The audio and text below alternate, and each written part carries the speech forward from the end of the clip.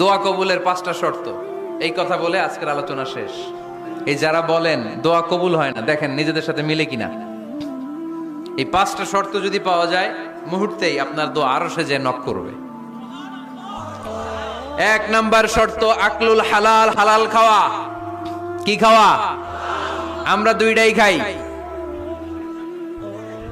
হালালও খাই হারামও খাই।